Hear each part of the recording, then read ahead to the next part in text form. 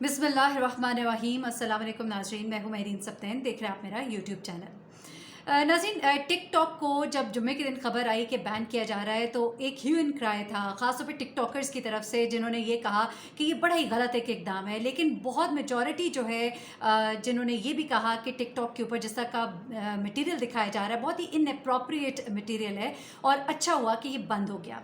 यहाँ पर दो बातें हैं। मैं अभी आपको मेन खबर की तरफ तो आती हूँ, लेकिन दो बातें जो है वो ये है कि बेशक बहुत से टिकटॉकर्स जो हैं वो इससे पैसे भी कमा रहे थे। दो, ये ऐप आपको डायरेक्ट पैसे नहीं देता, सबको मालूम ही है। अब इसके ऊपर इतनी गुफ्तगू हो चुकी है, लेकिन ब्रांड्स के लिए जब वो मॉडलिंग करते हैं या अपने वो कपड़े पहन के जब वो अपनी टिकटॉक की वीडियोस बनाते हैं तो वो बड़ा कुछ कमा लेते हैं। बहुत से लोग बहुत अच्छा काम भी कर रहे थे, जिन्होंने सामने आके फिर कहा भी कि जिस तरह एक बाप बेटा है, उन्होंने कहा कि हम इस तरह की वीडियोज़ बनाते हैं जिसमें हम सोशल मैसेजेस देते हैं। एक खातून है जो नफसियाती मसाइल के हवाले से देती हैं। कुछ ऐसे लोग हैं जो कुरान पाक की जो आयात हैं और कुछ अहादीस हैं उनके हवाले से टिकटॉक के ऊपर। लेकिन मेजॉरिटी ने इस ऐप को एक बड़े गलत काम के लिए इस्तेमाल करना शुरू कर दिया था।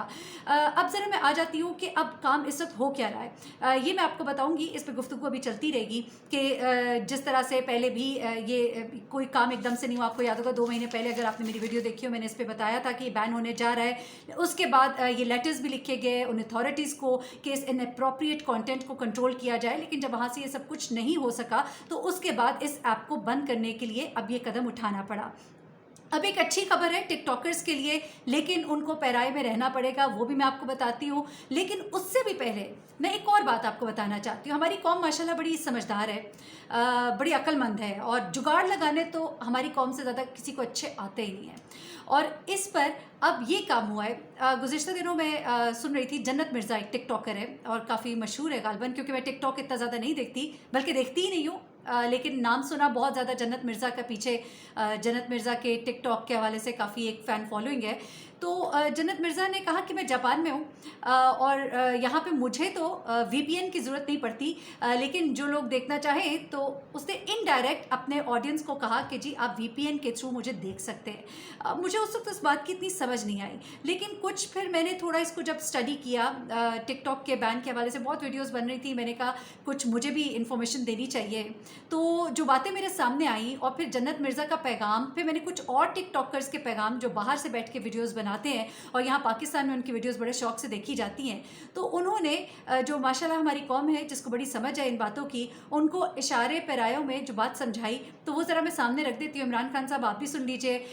कुछ लोग अब सोशल मीडिया के ऊपर इस पर बात करना भी शुरू हो गए हैं, अपने यूट्यूब चैनल के ऊपर भी ये इन्फॉर्मेशन जो इम्पार्ट कर रहे हैं। तो मेरे ऑडियंस जो इनको भी ये बात मालूम होनी चाहिए कि किस तरह से टिकटॉकर्स ने अपने जो ऑडियंस है उनको एक तरीक़ाकार बताया है, और उस तरीके के ज़रिए से वो अपने घर में बैठकर पाकिस्तान में रहते हुए भी अब भी टिकटॉक को इस्तेमाल कर रहे हैं। वीडियोस बनाई जा रही हैं, वीडियोस अपलोड की जा रही हैं और वीडियोस देखी भी जा रही हैं। अब ये सब कुछ कैसे हो रहा है? बहुत ही आसान सा ये काम हो रहा है। इसमें यह है कि वीपीएन जो है, वीपीएन, इसको अगर डाउनलोड कर लिया जाए, जब आप लिखते हैं गूगल के ऊपर तो बहुत सी वो साइट्स ऑन हो जाती हैं, बहुत से ऐप्स ऑन हो जाते हैं। आप उसमें वीपीएन को जब डाउनलोड करते हैं तो एक आम सारिफ मेरे आपके जैसा जिसने कभी भी ना इस्तेमाल किया हो, वो भी बड़े आराम से इस जो ऐप है इसको यूज़ कर सकता है।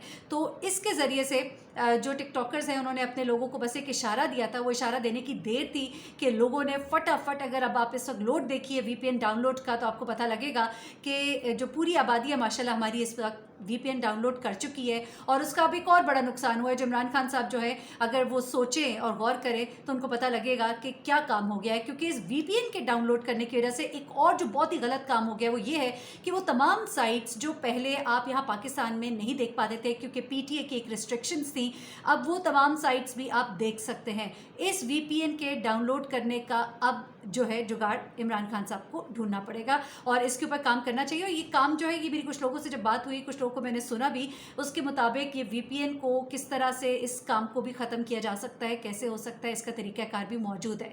लेकिन सवाल यहाँ पर यह है कि क्या ये सब कुछ करने से ये काम रुक जाएंगे? क्या हमें और कोई तरीका इस्तेमाल नहीं करना चाहिए? तो मैं बिल्कुल इसके हक़ में हूँ।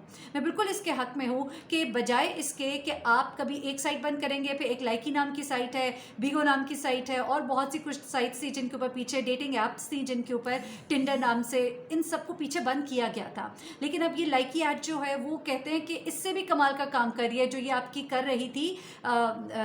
ये जो ऐप आपका काम कर रहा था टिकटॉक, इससे भी कमाल का ये ऐप है। उसके अलावा और बहुत से ऐप्स हैं। लोग एक नहीं तो दूसरा, दूसरा नहीं तो तीसरा रास्ता ढूंढेंगे। इसलिए ज़रूरी है कि एक ऐसी रेगुलेटरी अथॉरिटी यहाँ पाकिस्तान के अंदर होनी चाहिए जो पाकिस्तान में चलने वाले कंटेंट को चेक करे और उन अथॉरिटीज़ के साथ इन टच होए। और अब इस हवाले से एक बड़ा इंपॉर्टेंट काम हो रहा है जो मैं आपको बता दूँ, जो कि खुशखबरी भी है टिकटॉकर्स के लिए भी, टिकटॉक को शौक से देखने वालों के लिए भी। और वो क्या है वो मैं आपको बताती हूँ। क्योंकि ये PTA ने जब ये सारा मॉनिटर किया है और ये सारे जो बैन लगाया है, क्योंकि उसने इंस्ट्रक्शंस दी थी पहले इस ऐप के हवाले से, और कि इनअप्रोप्रिएट कंटेंट है ये बंद होना चाहिए। लेकिन जब वो इनअप्रोप्रिएट कंटेंट जो है कंट्रोल नहीं हो सका तो फिर अब इसको बैन किया गया। तो अब PTA ने जो अपना एलामिया जारी किया है उसके मुताबिक मैं ज़रा आपको एक दो चीज़ें बता दूं। PTA ने टिकटॉक के जो ऑफिशियल्स हैं उनको ये बात बता दी है कि जो इस सोशल नेटवर्क को चला रहे हैं, टिकटॉक के नेटवर्क को चलाने वाला जो भी अथॉरिटी है, जो कि पाकिस्तान में नहीं है, चाइना में है, कि अगर एक जामे प्लान बना लिया गया और इसको जो इनअप्रोप्रिएट और वल्गर कंटेंट है इसको अगर रेगुलेट कर लिया जाए तो फिर ये बैन जो है ये उठाया जा सकता है। इसके लिए टिकटॉक के जो पॉलिसी मेकर्स हैं उनके साथ बैठकर कोई राह निकालनी पड़ेगी और जो टिकटॉकर्स हैं उनको भी अब पैराई में रहना होगा। अब देखिए, जाहिर सी बात है लैंग्वेज का एक बैरियर है। जिस तरह हम यूट्यूब के ऊपर बहुत सी ऐसी चीज़ें हैं जो हम नहीं दिखा सकते, उसके ऊपर सख्ती है, चेक होती है वीडियो, उसके बाद वीडियो मोनेटाइज होती है। इवन कोई ऐसा वर्ड जो उसका इस्तेमाल हो उस पर भी वो वीडियो जो है वो डीमोनेटाइज हो जाती है। इसी तरह यहाँ पर भी कुछ कंटेंट है जो ओपनली कह दिया जाता है, जैसे आप खून नहीं दिखा सकते, आप कत्ल करते नहीं दिखा सकते, इस तरह की चीज़ें नहीं दिखा सकते।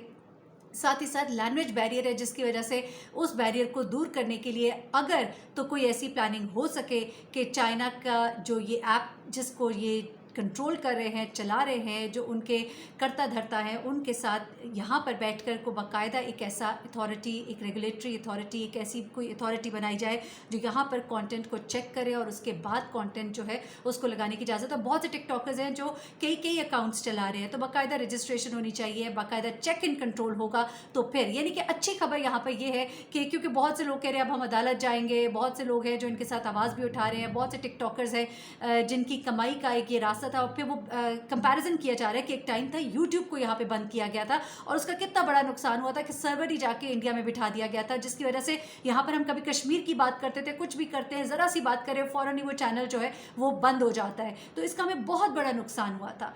तो हल शायद ये नहीं है कि आप किसी ऐप को बंद करें, बल्कि हल उससे भी ऊपर जाके है ताकि और भी जितनी इतनी ऐप्स हैं, चाहे वो यूट्यूब ही है, कहीं भी कोई भी ऐसा कंटेंट, इसमें आज़ादी राय जो है उसको बंद नहीं होना चाहिए किसी पार्टी के हवाले से, किसी मौजू के हवाले से। अगर आप इखलाक के दायरे के अंदर रहकर बात कर रहे हैं तो वेल एंड गुड, वहाँ पे कोई कदगन नहीं होनी चाहिए। लेकिन जहाँ पर आप इखलाकियात से दूर जा रहे हैं, हमारा मज़हब, हमारा दीन और ये पाकिस्तान, इस्लामी जमहूरियत पाकिस्तान, यहाँ पर इस बात की हरगिज़ ना इजाज़त है, ना होगी, ना देनी चाहिए।